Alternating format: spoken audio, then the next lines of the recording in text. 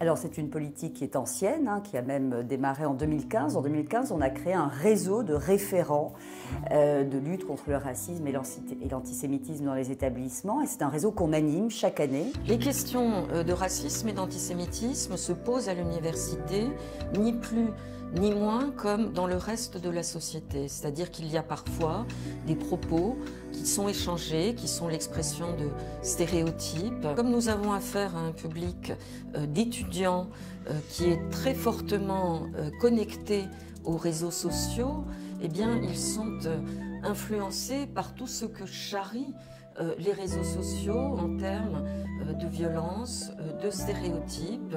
Et donc, notre travail d'enseignant est aussi d'aider les étudiants donc, à déconstruire ce savoir passif qu'ils ont pu engranger. Depuis 2019, nous avons mis en place un dispositif de signalement des violences sexuelles et sexistes et des discriminations au sein de tous les établissements. C'est donc un relais majeur pour ceux et celles qui s'en pensent victimes, qui s'en trouvent victimes, et un relais majeur donc pour ces cellules d'écoute qui se mettent en place sur le terrain. Enfin, troisième vague d'action, si j'ose dire, du ministère, nous avons créé une fiche réflexe pour aider ceux et celles sur le terrain qui se trouvent confrontés à des cas de racisme et d'antisémitisme. Cette fiche réflexe, elle dit que faire lorsqu'on s'y trouve confronté, qui contacter, et lorsqu'on est contacté, là encore, quelle suite à donner. Et enfin, il y a un kit de prévention des discriminations dans l'enseignement supérieur, là encore pour donner des solutions très concrètes à ceux et celles qui s'y trouvent confrontés et qui doivent ensuite le traiter.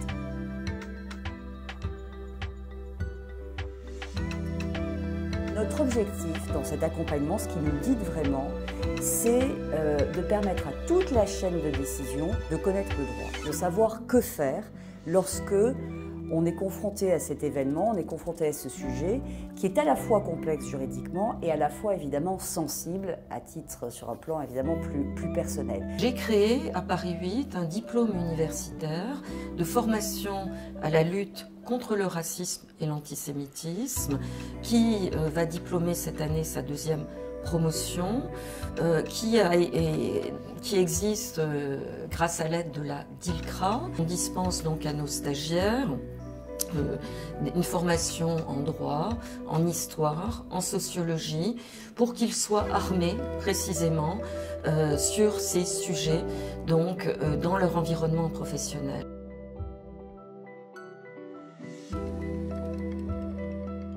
On a des enseignants-chercheurs qui ont créé à l'université Gustave Eiffel en 2022 un observatoire national sur les discriminations dans l'enseignement supérieur, ONDE.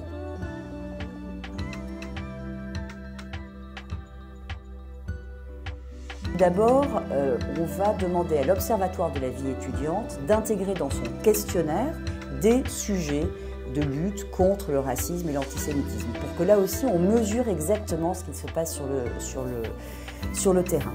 Deuxième illustration, on va continuer à encourager, comme on l'a fait pour ONDE, les travaux de recherche sur ces sujets-là, lutte contre le racisme et l'antisémitisme et les discriminations en tout genre. Et on va se servir des premiers résultats de cet observatoire ONDE pour finalement rebondir, chercher ailleurs, mieux et de manière plus pertinente.